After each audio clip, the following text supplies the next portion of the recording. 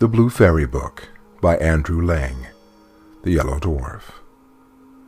Once upon a time there lived a queen who had been the mother of a great many children, and of them all only one daughter was left, but then she was worth at least 1,000. Her mother, who, since the death of the king her father, had nothing in the world she cared for so much as this little princess, was so terribly afraid of losing her that she quite spoiled her, and never tried to correct any of her faults. The consequence was that this little person, who was as pretty as possible, and was one day to wear a crown, grew up so proud and so much in love with her own beauty that she despised everyone else in the world. The queen, her mother, by her caresses and flatteries, helped to make her believe that there was nothing too good for her. She was dressed almost always in the prettiest frocks, as a fairy or as a queen going out to hunt, and the ladies of the court followed her, dressed as forest fairies. And to make her more vain than ever, the queen caused her portrait to be taken by the cleverest painters, and sent it to several neighboring kings with whom she was very friendly. When they saw this portrait, they fell in love with the princess, every one of them. But upon each it had a different effect. One fell ill, one went quite crazy, and a few of the luckiest set out to see her as soon as possible. But these poor princes became her slaves the moment they set eyes on her. Never has there been a gayer court. 20 delightful kings did everything they could think of to make themselves agreeable, and after having spent ever so much money in giving a single entertainment, thought themselves very lucky if the princess said, "That's pretty." All this admiration vastly pleased the queen. Not a day passed but she received 7,000 or 8,000 sonnets, and as many elegies, madrigals, and songs, which were sent her by all the poets in the world. All the prose and all the poetry that was written just then was about Bellissima, for that was the princess's name, and all the bonfires that they had were made of these verses, which crackled and sparkled better than any other sort of wood. Bellissima was already 15 years old, and every one of the princes wished to marry her. But not one dared say so. How could they, when they knew that any one of them might have cut off his head 5 or 6 times a day just to please her, and she would have thought it a mere trifle, so little did she care. You may imagine how hard-hearted her lovers thought her, and the queen, who wished to see her married, did not know how to persuade her to think of it seriously. "Bellissima," she said, "I do wish you would not be so proud. What makes you despise all these nice kings? I wish you to marry one of them, and you do not try to please me." "I am so happy," Bellissima answered. "Do leave me in peace, madam. I don't want to care for anyone." "But you would be very happy with any of these princes," said the queen, "and I shall be very angry if you fall in love with anyone who is not worthy of you." But the princess thought so much of herself that she did not consider any one of her lovers clever or handsome enough for her, and her mother, who was getting really angry at her determination not to be married, began to wish that she had not allowed her to have her own way so much. At last, not knowing what else to do, she resolved to consult a certain witch who was called the Fairy of the Desert. Now this was very difficult to do, as she was guarded by some terrible lions. But happily the queen had heard a long time before that whoever wanted to pass these lions safely must throw to them a cake made of millet flour, sugar candy, and crocodile's eggs. This cake she prepared with her own hands, and putting it in a little basket, she set out to seek the fairy. But as she was not used to walking far, she soon fell very tired and sat down at the foot of a tree to rest, and presently fell fast asleep. When she awoke, she was dismayed to find her basket empty. The cake was all gone, and to make matters worse, at that moment she heard the roaring of the great lions, who had found out that she was near, and were coming to look for her. "What shall I do?" she cried. I shall be eaten up." And being too frightened to run a single step, she began to cry, and leaned against the tree under which she had been asleep. Just then she heard someone say, She looked all around her, and then up the tree, and there she saw a little tiny man who was eating oranges. "Oh, Queen," said he, "I know you very well, and I know how much afraid you are of the lions, and you are quite right, too, for they have eaten many other people, and what can you expect, as you do not have any cake to give them?" "I must make up my mind to die," said the poor Queen. "Alas, I should not care so much if only my dear daughter were married." "Oh, you have a daughter," cried the yellow dwarf, who was so called because he was a dwarf, and had such a yellow face, and lived in the orange tree. "I'm really glad to hear that, for I've been looking for a wife all over the world. Now, if you will promise that she shall marry me, not one of the lions, tigers, or bears shall touch you." The Queen looked at him and was almost as much afraid of his ugly little face as she had been of the lions before, so that she could not speak a word. "What? You hesitate, madam?" cried the dwarf. "You must be very fond of being eaten alive." And as he spoke, the Queen saw the lions, which were running down a hill toward them. Each one had 2 heads, 8 feet, and 4 rows of teeth, and their skin was as hard as turtle shells, and were bright red. At this dreadful sight, the poor Queen, who was trembling like a dove when it sees a hawk, cried out as loud as she could, "Oh, dear dwarf, Bellissima shall marry you." "Oh, indeed," he said disdainfully. "Bellissima is pretty enough, but I don't particularly want to marry her. You can keep her." "Oh, noble sir," said the Queen in great distress, "do not refuse her. She is the most charming princess in the world." "Oh, well," he replied, "out of charity I will take her, but be sure and don't forget that she is mine." As he spoke, a little door opened in the trunk of the orange tree. In rushed the Queen, only just in time, and the door shut with a bang in the faces of the lions. The Queen was so confused that at first she did not notice another little door in the orange tree, but presently it opened, and she found herself in a field of thistles and nettles. It was encircled by a muddy ditch, and a little further on was a tiny thatched cottage, out of which came the yellow dwarf with a very jaunting air. He wore wooden shoes and a little yellow coat, and as he had no hair and very long ears, he looked altogether a shocking little object. "I am delighted," he said to the Queen, "that as you are to be my mother-in-law, you should see the house in which your Bellissima will live with me.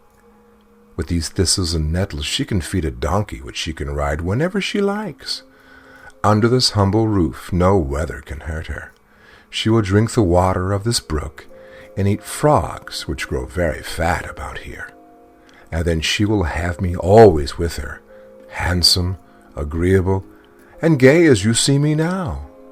For if her shadow stands by her more closely than I do, I shall be surprised." The unhappy Queen, seeing all at once what a miserable life her daughter would have with this dwarf, could not bear the idea, and fell down insensible without saying a word. When she revived, she found to her great surprise that she was lying in her own bed at home, and what was more, that she had on the loveliest lace nightcap that she had ever seen in her life. At first she thought that all her adventures, the terrible lions, and her promise to the yellow dwarf that he should marry Bellissima, must have been a dream. But there was the new cap with its beautiful ribbon and lace to remind her that it was all true, which made her so unhappy that she could neither eat, drink, nor sleep for thinking of it. The princess, who, in spite of her wilfulness, really loved her mother with all her heart, and was much grieved when she saw her looking so sad, and often asked her what was the matter. But the queen, who didn't want her to find out the truth, only said that she was ill, or that one of her neighbors was threatening to make war against her. ᴘᴇᴅᴘ knew quite well that something was being hidden from her, and that neither of these was the real reason of the queen's uneasiness. So she made up her mind that she would go and consult the fairy of the desert about it, especially as she had often heard how wise she was, and she thought at the same time she might ask her advice as to whether it would be as well to be married or not. So, with great care, she made some of the proper cake to pacify the lions, and one night went up to her room very early, pretending that she was going to bed. But instead of that, she wrapped herself in a long white veil, and went down a secret staircase, and set off all by herself to find the witch. But when she got as far as that same fatal orange tree, and saw it covered with flowers and fruit, she stopped and began to gather some of the oranges, and then, putting down her basket, she sat down to eat them. But when it was time to go on again, the basket had disappeared, and though she looked everywhere, not a trace of it could she find. The more she hunted for it, the more frightened she got, and at last she began to cry. Then all at once she saw before her the yellow dwarf. "What's the matter with you, my pretty one?" said he. "What are you crying about?" "Alas," she answered, "no wonder that I am crying, seeing that I have lost the basket of cake that was to help me get safely to the cave of the fairy of the desert." "And what do you want with her, pretty one?" said the little monster. "For I am a friend of hers, and for the matter of that, I am quite as clever as she is." "The queen, my mother," replied the princess, "has lately fallen into such a deep sadness that I fear that she will die, and I am afraid that perhaps I am the cause of it, for she very much wishes me to be married, and I must tell you that as yet I have not found anyone I consider worthy to be my husband. So, for all these reasons, I wish to talk to the fairy." "Do not give yourself any further trouble, princess," answered the dwarf. "I can tell you all you want to know better than she could. The queen, your mother, has promised you in marriage." "Has promised me?" interrupted the princess. Oh, no, I'm sure she has not. She would have told me if she had. I am too much interested in the matter for her to promise anything without my consent. You must be mistaken." "Beautiful princess," cried the dwarf suddenly, throwing himself on her knees before her, "I flatter myself that you will not be displeased at her choice when I tell you that it is to me she has promised the happiness of marrying you." "You?" cried ᴘᴇᴅᴘ, starting back. "My mother wishes me to marry you? How can you be so silly as to think such a thing?" "It isn't that I care much to have that honor," cried the dwarf angrily. "But here are the lions coming. They'll eat you up in 3 mouthfuls, and there will be an end of you and your pride." And indeed, at that moment, the poor princess heard the dreadful howls coming nearer and nearer. "What shall I do?" she cried. "Must all my happy days come to an end like this?" The malicious dwarf looked at her and began to laugh spitefully. "At least," said he, "you have the satisfaction of dying unmarried. A lovely princess like you must surely prefer to die, rather than be the wife of a poor little dwarf like myself." "Oh, don't be angry with me," cried the princess, clasping her hands. "I'd rather marry all the dwarfs in the world than to die in this horrible way." "Look at me well, princess, before you give me your word," said he. "I don't want you to promise me in a hurry." "Oh," cried she, "the lions are coming! I have looked at you enough. I am so frightened. Save me this minute, or I shall die of terror." Indeed, as she spoke, she fell down insensible, and when she recovered, she found herself in her own bed at home. How she got there she could not tell, but she was dressed in the most beautiful lace and ribbons, and on her finger was a little ring, made of a single red hair, which fitted so tightly, try as she might, she could not get it off. When the princess saw all these things and remembered what had happened, she too fell into the deepest sadness, which surprised and alarmed the whole court, and the queen more than anyone else. 100 times she asked Bellissima if anything was the matter with her, but always she said that there was nothing. At last, the chief men of the kingdom, anxious to see the princess married, sent to the queen to beg her to choose a husband for her as soon as possible. She replied that nothing would please her better, but that her daughters seemed so unwilling to marry, and she recommended them to go and talk to the princess about it themselves. So this they at once did. Now Bellissima was much less proud since her adventure with the yellow dwarf, and she could not think of a better way of getting rid of the little monster than to marry some powerful king. Therefore she replied to their request much more favorably than they had hoped, saying that though she was very happy as she was, still, to please them, she would consent to marry the king of the gold mines. Now he was a very handsome and powerful prince, who had been in love with the princess for years, but had not thought that she would ever care about him at all. You can easily imagine how delighted he was when he heard the news, and how angry it made all the other kings to lose forever the hope of marrying the princess. But, after all, Bellissima could not have married 20 kings. Indeed, she had found it quite difficult enough to choose one, for her vanity made her believe that there was nobody in the world who was worthy of her. Preparations were begun at once for the grandest wedding that had ever been held at the palace. The king of the gold mines sent such immense sums of money that the whole sea was covered with ships that brought it.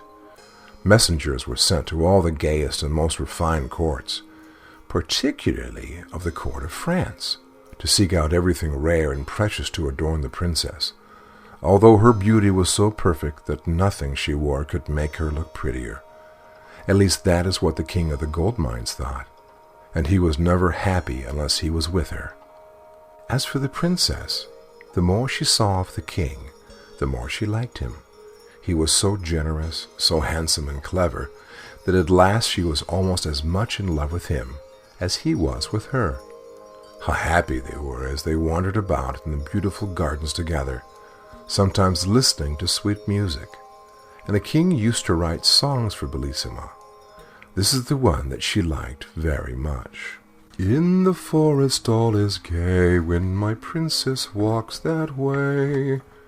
All the blossoms then are found downward fluttering to the ground, hoping she may tread on them, and bright flowers on slender stem gaze up at her as she passes, brushing lightly through the grasses. Oh, my princess, birds above echo back our songs of love, as through this enchanted land blithe we wander hand in hand. They were really as happy as the day was long. All the king's unsuccessful rivals had gone home in despair. They said goodbye to the princess so sadly that she could not help being sorry for them. "Ah, madam," the king of the gold mine said to her, "how is this? Why do you waste your pity on these princes, who love you so much that all their trouble would be well repaid by a single smile from you?" "I should be sorry," answered Bellissima, "if you had not noticed how much I pitied these princes who are leaving me forever. But for you, sire, it is very different. You have every reason to be pleased with me, but they are going sorrowfully away, so you must not grudge them my compassion." The king of the gold mines was quite overcome by the princess's good-natured way of taking his interference, and, throwing himself at her feet, he kissed her hand 1,000 times and begged her to forgive him. At last the happy day came. Everything was ready for Bellissima's wedding. The trumpets sounded, all the streets of the town were hung with flags and strewn with flowers, and the people ran in crowds to the great square before the palace. The queen was so overjoyed that she had hardly been able to sleep at all, and she got up before it was light to give the necessary orders, and to choose the jewels that the princess was to wear. These were nothing less than diamonds, even to her shoes, which were covered with them, and her dress of silver brocade was embroidered with a dozen of the sun's rays.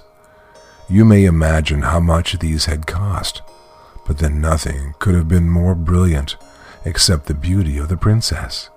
Upon her head she wore a splendid crown, her lovely hair waved nearly to her feet, and her stately figure could easily be distinguished among all the ladies who attended her.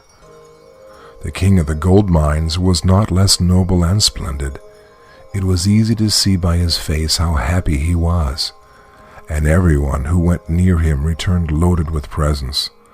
For all around the great banqueting hall had been arranged 1,000 barrels full of gold, and numberless bags made of velvet embroidered with pearls and filled with money, each one containing at least 100,000 gold pieces, which were given away to everyone who'd like to hold out his hand, which numbers of people hastened to do, you may be sure.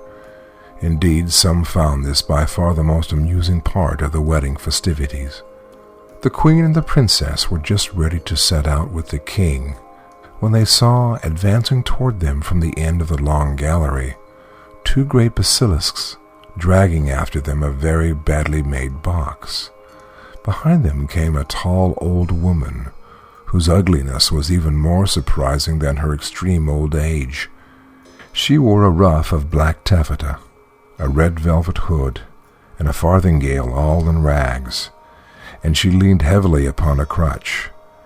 The strange old woman, without saying a single word, hobbled 3 times round the gallery, followed by the basilisks, and then stopping in the middle, and brandishing her crutch threateningly, she cried, "Ho, ho, queen!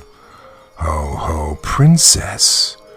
Do you think you are going to break with impunity the promise that you made to my friend the yellow dwarf? I am the fairy of the desert. Without the yellow dwarf and his orange tree, my great lions would soon have eaten you up, I can tell you. And in fairyland we do not suffer ourselves to be insulted like this. Make up your minds at once what you will do, for I vow that you shall marry the yellow dwarf. If you don't, may I burn my crutch." "Ah, princess," said the queen, weeping, "what is this that I hear? What have you promised?" "Ah, my mother," replied Bellissima sadly, "what did you promise yourself?" The king of the gold mines, indignant at being kept from his happiness by this wicked old woman, went up to her and, threatening her with his sword, said, "Get away out of my country at once, and forever, miserable creature, lest I take your life and so rid myself of your malice." He had hardly spoken these words when the lid of the box fell back on the floor with a terrible noise, and to their horror out sprang the yellow dwarf, mounted upon a great Spanish cat. "Rash youth," he cried, rushing between the fairy of the desert and the king. "Dare to lay a finger on this illustrious fairy? Your quarrel is with me only. I am your enemy and your rival. That faithless princess, who would have married you, is promised to me. See if she has not upon her finger a ring made of one of my hairs. Just try to take it off, and you will soon find out that I am more powerful than you are." "Wretched little monster," said the king, "do you dare to call yourself the princess's lover and to lay claim to such a treasure? Do you know that you are a dwarf, that you are so ugly that one cannot bear to look at you, and that I should have killed you myself long before this if you had been worthy of such a glorious death?" The yellow dwarf, deeply enraged at these words, set spurs to his cat, which yelled horribly and leaped hither and thither, terrifying everybody except the brave king, who pursued the dwarf closely till he, drawing a great knife with which he was armed, challenged the king to meet him in single combat, and rushed down to the courtyard of the palace with a terrible clatter. The king, quite provoked, followed him hastily, but they had hardly taken their places facing one another, and the whole court had only just had time to rush out upon the balconies to watch what was going on, when suddenly the sun became red as blood, and it was so dark that they could scarcely see at all. The thunder crashed, and the lightning seemed as if it must burn up everything. The two basilisks appeared, one on each end of the bad dwarf, like giants, mountains high, and fire flew from their mouths and ears until they looked like flaming furnaces. None of these things could terrify the noble young king, and the boldness of his looks and actions reassured those who were looking on, and perhaps even embarrassed the yellow dwarf himself.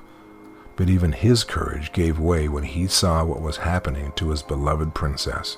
For the fairy of the desert, looking more terrible than before, mounted upon a winged griffin, and with long snakes coiled round her neck, had given her such a blow with the lance she carried that ⴘᴑᴇᴜ fell into the queen's arms bleeding and senseless.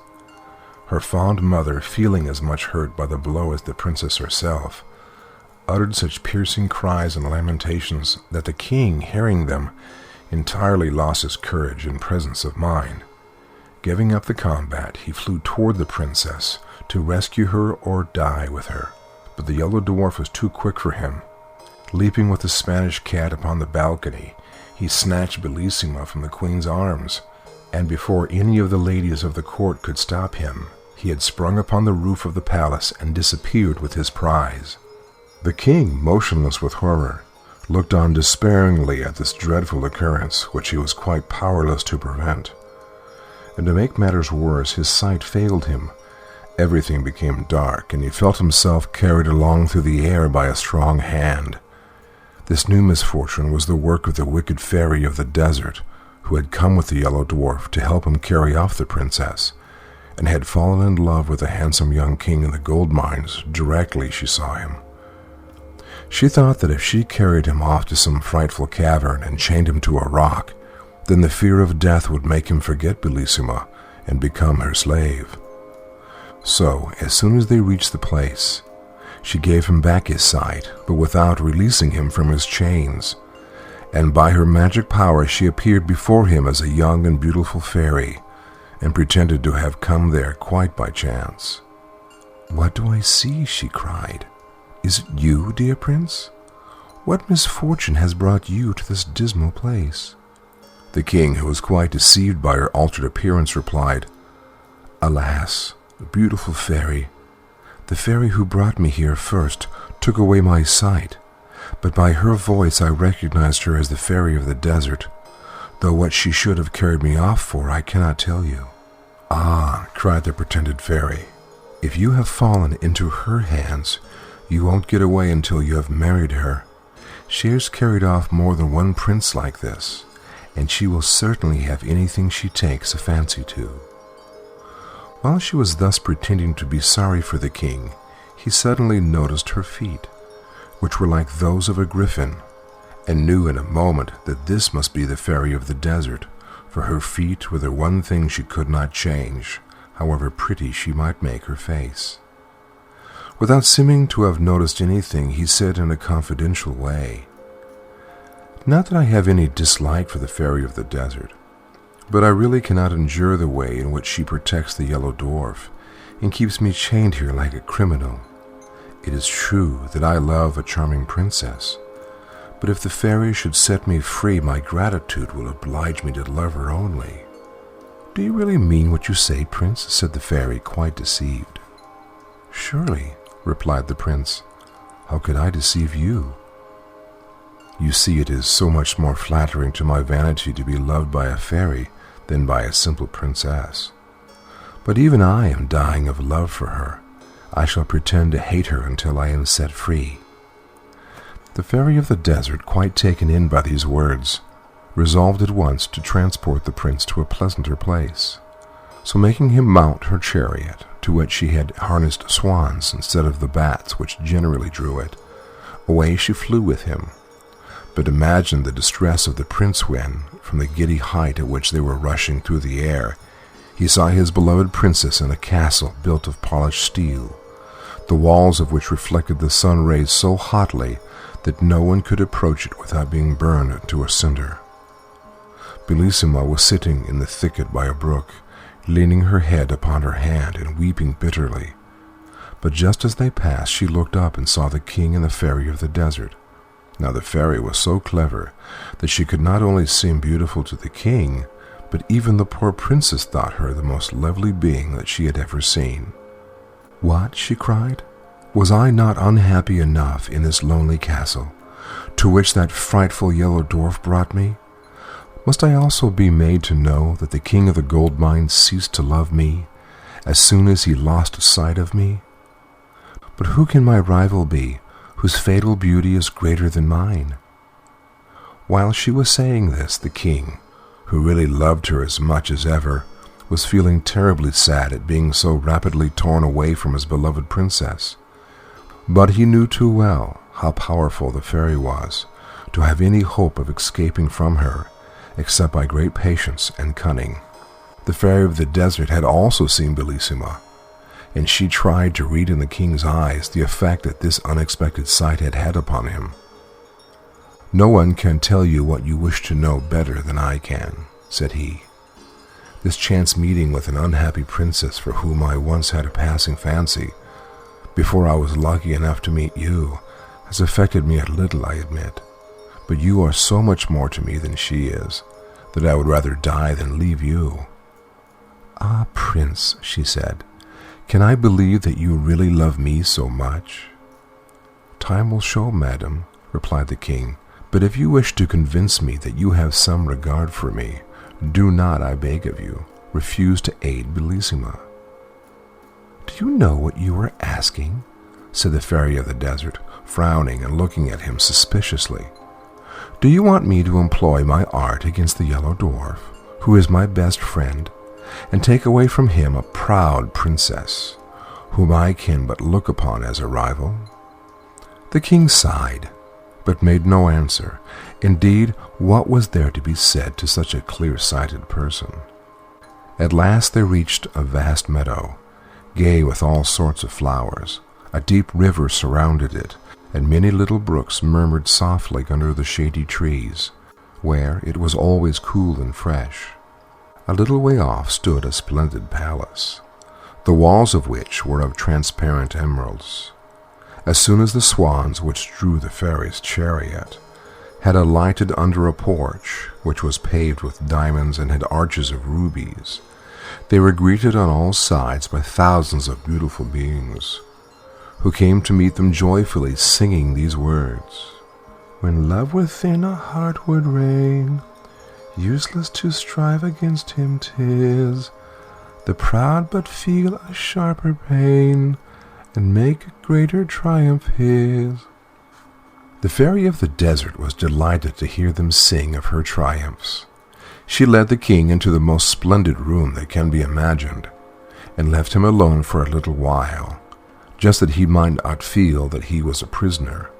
But he felt sure that she had not really gone quite away, but was watching him from some hiding place. So walking up to a great mirror, he said to it, "Trusty counselor, let me see what I can do to make myself agreeable to the charming fairy of the desert, for I can think of nothing but how to please her." And he at once set to work to curl his hair, and seeing upon a table a grander coat than his own, he put it on carefully. The fairy came back so delighted that she could not conceal her joy.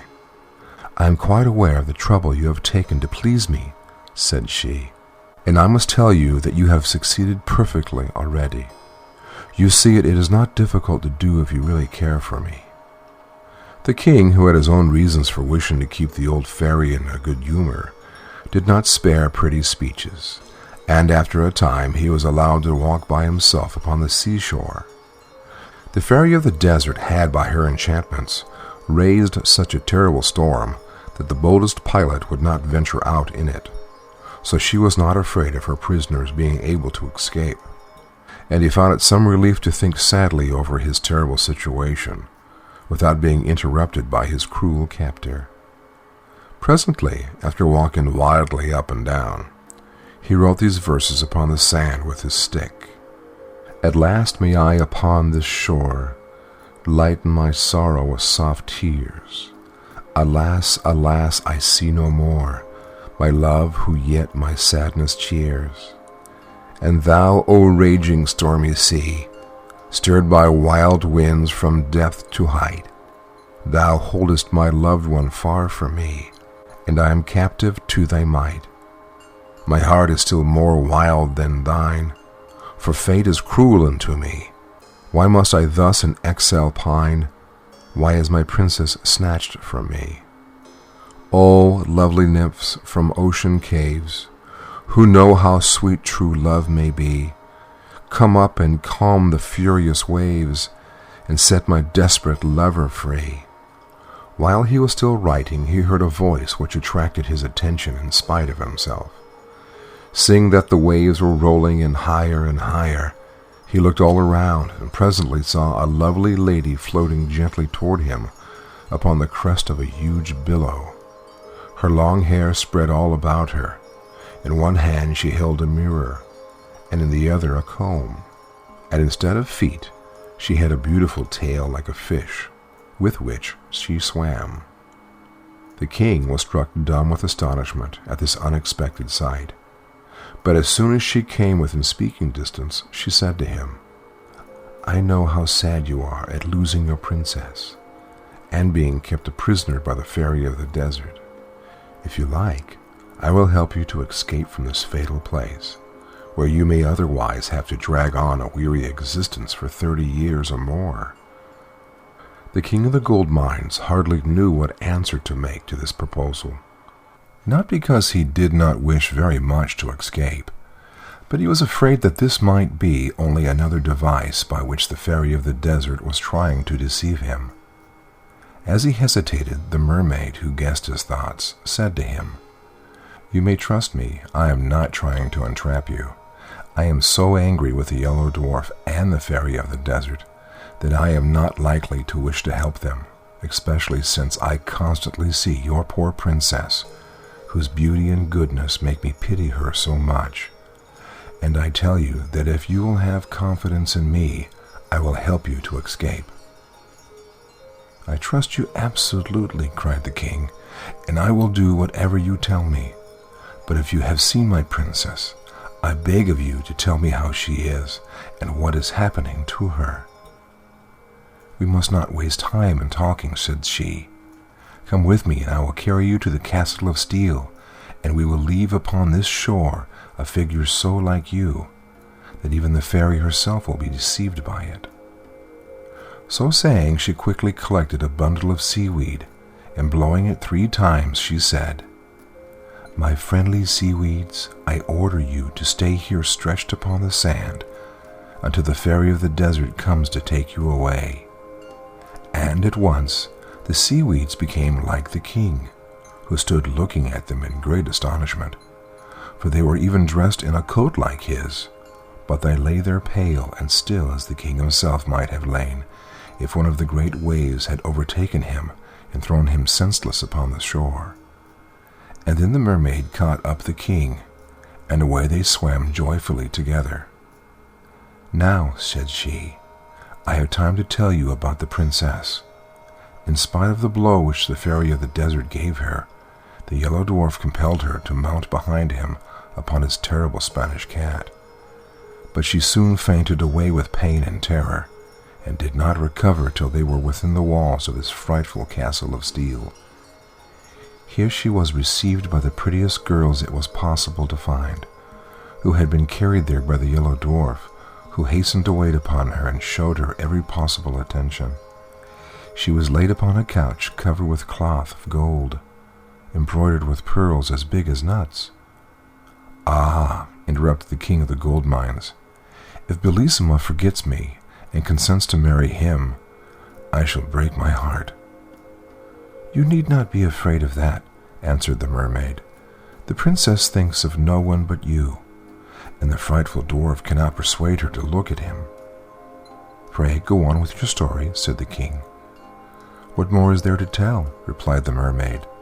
Bellissima was sitting in the wood when you passed, and saw you with a fairy of the desert, who was so cleverly disguised that the princess took her to be prettier than herself. You may imagine her despair, for she thought that you had fallen in love with her." "She believes that I love her?" cried the king. "What a fatal mistake! What is to be done to undeceive her?" "You know best," answered the mermaid, smiling kindly at him. "When people are in as much love as one another as you two are, they don't need advice from anyone else." As she spoke, they reached the castle of steel, the side next to the sea being the only one which the yellow dwarf had left unprotected by the dreadful burning walls. "I know quite well," said the mermaid, "that the princess is sitting by the brookside, just where you saw her as you passed. But as you will have many enemies to fight with before you can reach her, take this sword. Armed with it, you may dare any danger and overcome the greatest difficulties. Only beware of one thing, that is, never to let it fall from your hand. Farewell. Now I will wait by that rock, and if you need my help in carrying off your beloved princess, I will not fail you. For the queen, her mother, is my best friend, and it was for her sake that I went to rescue you." So saying, she gave to the king a sword made of a single diamond, which was more brilliant than the sun. He could not find words to express his gratitude, but he begged her to believe that he fully appreciated the importance of her gift, and would never forget her help and kindness. We must now go back to the fairy of the desert.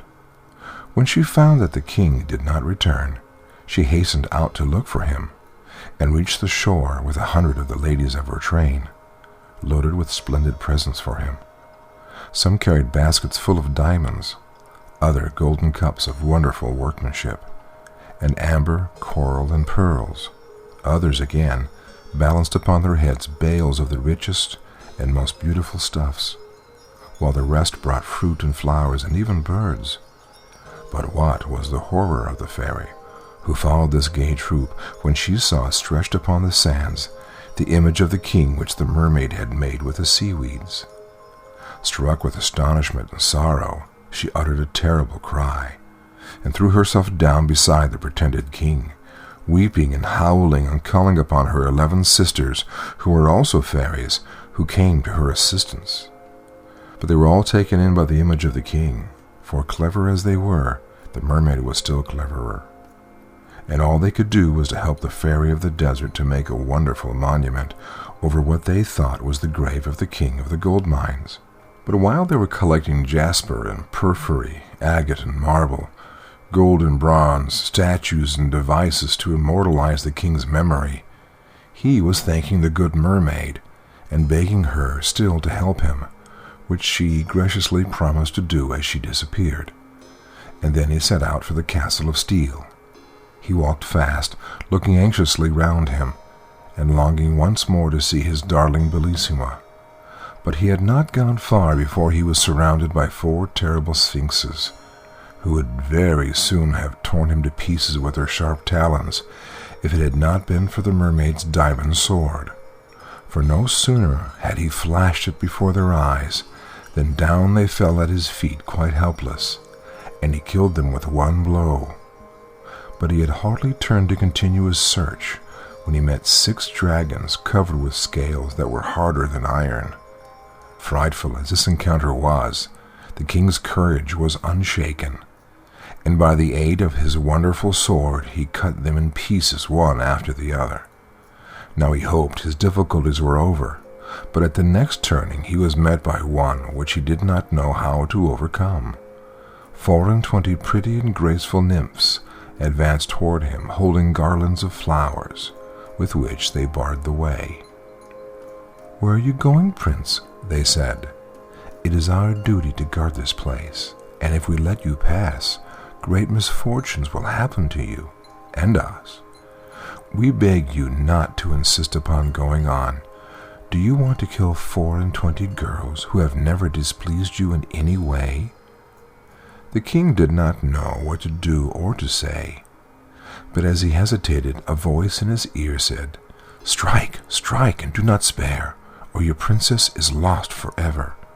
So, without reply to the nymphs, he rushed forward instantly, breaking their garlands and scattering them in all directions, and then went on without further hindrance to the little wood where he had seen Bellissima.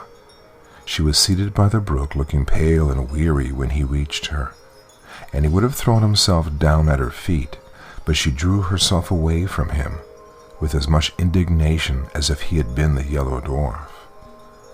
"Ah, princess," he cried, "do not be angry with me. Let me explain everything. I am not faithless or to blame for what has happened. I am a miserable wretch who has displeased you without being able to help myself." "Ah," cried Bellissima, "did I not see you flying through the air with the loveliest being imaginable? Was that against your will?" "Indeed it was, princess," he answered.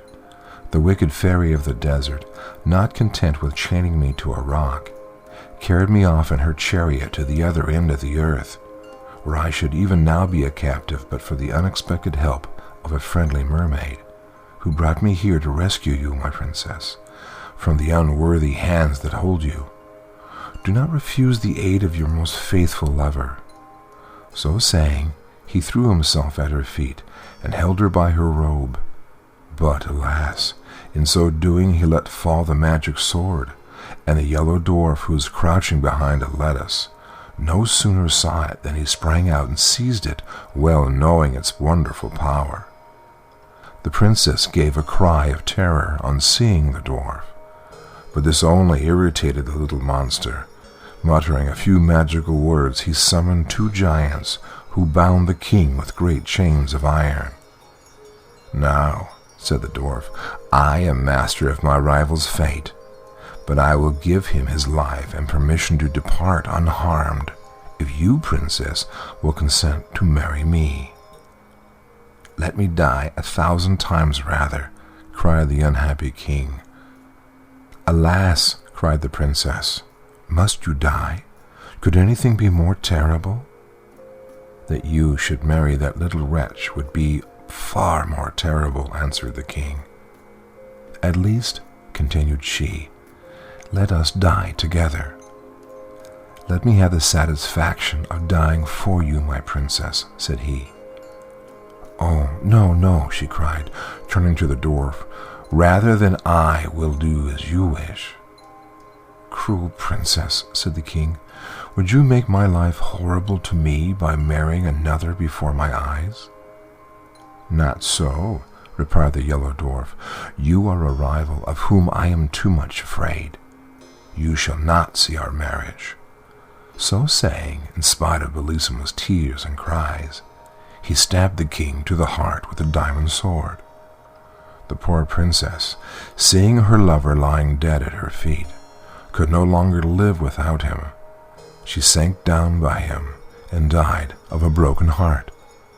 So ended these unfortunate lovers, whom not even the mermaid could help, because all the magic power had been lost with the diamond sword. As for the wicked dwarf, he preferred to see the princess dead rather than married to the king of the gold mines, and the fairy of the desert, when she heard of the king's adventures, pulled down the grand monument which she had built, and was so angry at the trick that had been played her, that she hated him as much as she had loved him before. The kind mermaid, grieved at the sad fate of the lovers, caused them to be changed into 2 palm trees, which stand always side by side, whispering together of their faithful love, and caressing one another with their interlacing branches. End of story. Recording by Ed Good.